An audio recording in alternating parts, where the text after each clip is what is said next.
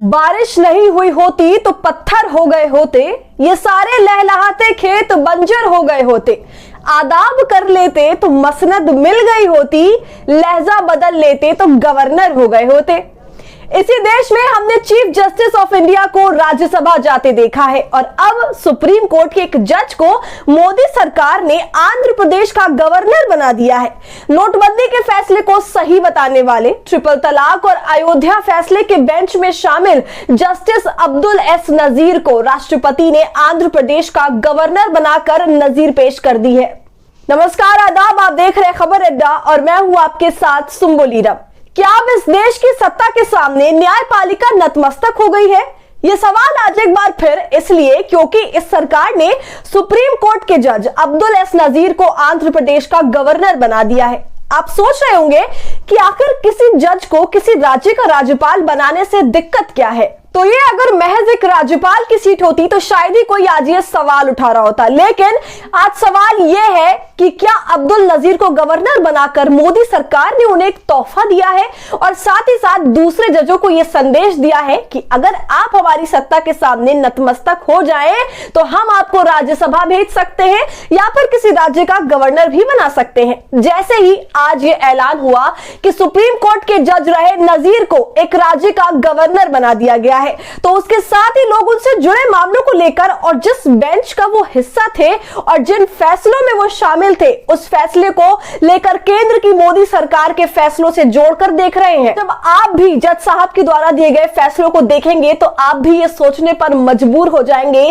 कि क्या ये मोदी सरकार का जज साहब को दिया गया तोहफा है। और इस बात को लेकर सोशल मीडिया पर खूब चर्चा हो रही है कि क्या कुछ पाने की लालसा में सुप्रीम कोर्ट के जज अपने फैसलों में कॉम्प्रोमाइज कर रहे हैं। पत्रकार अंजर आफाक ने ट्वीट करते हुए लिखा कि जस्टिस अब्दुल एस नजीर पिछले महीने सुप्रीम कोर्ट से रिटायर हुए, जाते जाते नोटबंदी के फैसले को सही ठहराया, अयोध्या का फैसला करने वाली बेंच में शामिल थे।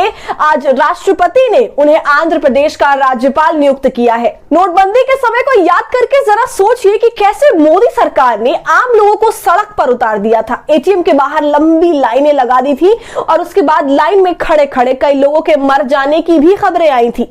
नोटबंदी से आतंकवाद खत्म करने का वादा किया गया था और साथ ही साथ काले धन पर इस फैसले को सर्जिकल स्ट्राइक बताया गया था, लेकिन उसके परिणाम क्या है वो हम सबके सामने है। और यही वजह कि नोटबंदी का मामला सुप्रीम कोर्ट पहुंचा, लेकिन सुप्रीम कोर्ट ने मोदी सरकार के इस फैसले को सही ठहराया।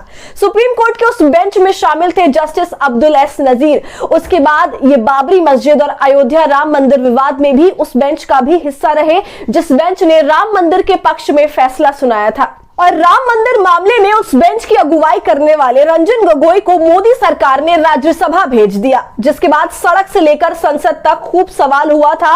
अब उसी मामले में उस बेंच का हिस्सा रहे अब्दुल एस नजीर को इस सरकार ने तोहफे के रूप में आंध्र प्रदेश का गवर्नर बना दिया। ऐसे में आपको क्या लगता है, क्या मोदी सरकार ने अब्दुल एस नजीर को राज्यपाल बनाकर उन्हें तोहफा दिया है? जिस पर आपकी जो भी राय हो हमें कमेंट कर जरूर बताएं। और हमारे फ्री जर्नलिज्म को आपके सपोर्ट की जरूरत है, वो तभी होगा जब आप जितना ज्यादा थैंक्स के बटन का इस्तेमाल करेंगे और इससे हमारी हौसला अफजाई करेंगे। साथ ही अगर अब तक आपने हमारे चैनल खबर अड्डा को यूट्यूब पर सब्सक्राइब नहीं किया है तो इसे अभी फौरन कर लें।